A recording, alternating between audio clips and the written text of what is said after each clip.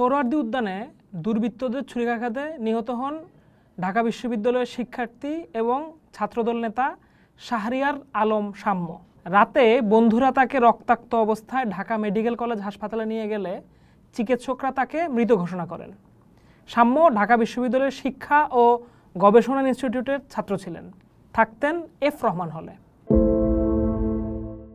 রাত 11টার দিকে সোহরাওয়ার্দী উদ্যান সংলগ্ন মুক্ত মঞ্চের পাশ দিয়ে মোটরসাইকেল চালিয়ে যাচ্ছিলেন সাম্য। এ সময় আরেকটি মোটরসাইকেলের সাথে তার ধাক্কা লাগলে উভয়ের মধ্যে কথা কাটাকাটি হয়। এক পর্যায়ে দুর্বৃত্তরা ধারালো অস্ত্র দিয়ে সাম্যের ডান পায়ে আঘাত করে পালিয়ে যায়। হাসপাতালে নেওয়ার পর চিকিৎসকেরা তাকে মৃত ঘোষণা করেন। সাম্যের মৃত্যুর পরেই ছাত্রদল কর্মীরা প্রশাসনের গাফিলতি ও ক্যাম্পাসে নিরাপত্তাহীনতার অভিযোগ তুলে উপাচার্য অধ্যাপক নিয়াজ আহমেদ খানের পদত্যাগ দাবি করেন। রাত ৩টার দিকে উপাচার্যের বাসভবনের সামনে অবস্থান নিয়ে তারা স্লোগান দিতে থাকেন। বিক্ষোভকারীদের সামনে এসে কথা বলার সময় উত্তেজিত হয়ে যান ঢাকা বিশ্ববিদ্যালয়ের উপাচার্য। তিনি ছাত্রদের উদ্দেশ্যে বলেন, তোমরা যদি মনে করো তুমি আর আমি আলাদা পক্ষ, আমি এখানে দাঁড়িয়ে আছি, আমাকে মার বেটা মার। এরপর তিনি বলেন, চিৎকার কইরো না। এ সময় একজন বলেন, সিনেমা কইরেন না স্যার, সিনেমা কইরেন না। বিক্ষোভকারীরা উপাচার্যের সাথে বাকবিতণ্ডার সময় বলেন, বাংলা একাডেমির সামনে সাম্যকে হত্যার পর খুনিরা কিভাবে পালিয়ে গেল? আপনার প্রক্রিয়াল টিম তো দোয়েল চত্বরে আছে, তাহলে তারা কেন খুনিদের ধরতে পারে না?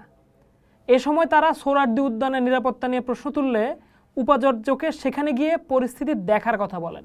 সকালে এই হত্যাকাণ্ডের পর ঢাকা বিশ্ববিদ্যালয়ের ভিসি এবং প্রক্টরের সঙ্গে ছাত্ররা নাকি অসভ্য আচরণ করেছেন এমন দাবি করে জাতীয় নাগরিক পার্টি এনসিপির উত্তরাঞ্চলের মুখ্য সংগঠক সার্জিস আলম বলেন, সাম্য হত্যার পর ভিসি ও প্রক্টরদের ওপর দায় চাপানোর অপচেষ্টা চালানো হচ্ছে, যা সত্যকে আড়াল করার প্রয়াস। অন্যদিকে ইনকিলাব মঞ্চের মুখপাত্র শরীফ ওসমান হাদি বলেন, উদ্যান ক্যাম্পাসের অধীনে নয়, এটি শাহবাগ থানার অধীনে। এটি মাদকের আখড়ায় পরিণত করা হয়েছে, যা প্রগতিশীল একটি গোষ্ঠী নিয়ন্ত্রণ করে। এই বিষয়টি নিয়ে শিক্ষক ও লেখক ফাহমিদুল হক ফেসবুকে লিখেছেন, সাম্যের হত্যাকাণ্ডের পেছনে ঢাকা বিশ্ববিদ্যালয়ের উদার মুক্ত পরিবেশকে সংকুচিত করার একটা রাজনৈতিক প্রচেষ্টা দেখা যাচ্ছে। তিনি অভিযোগ করেন, জামাত বান্ধব ভিসি প্রক্টর শিবিরের শিক্ষার্থীদের দিয়ে ক্যাম্পাস পাহারাদারি শুরু করেছে। এর মাধ্যমে ঢাবির ঐতিহাসিক লিবারেল সেকুলার পরিসরকে ডান রক্ষণশীল স্পেসে পরিণত করার চেষ্টা চলছে। ফাহমিদুল হক আরও লিখেছেন, ঢাবি একটি জনপরিসর, যেখানে মানুষের চলাচল সীমিত রাখা উচিত নয়। এই ক্যাম্পাস জাতীয় স্মৃতিস্তম্ভ এবং সাংস্কৃতিক স্থাপনার কেন্দ্রবিন্দু হওয়ায় এটি সবার জন্য উন্মুক্ত থাকা জরুরি। সাম্য হত্যা হওয়ার পর সোহরাওয়ার্দী উদ্যান সংলগ্ন শাহবাগ থানার ব্যর্থতা আর ঢাকা বিশ্ববিদ্যালয় প্রশাসনের ব্যর্থতা নিয়েও অনেকে প্রশ্ন তুলছেন।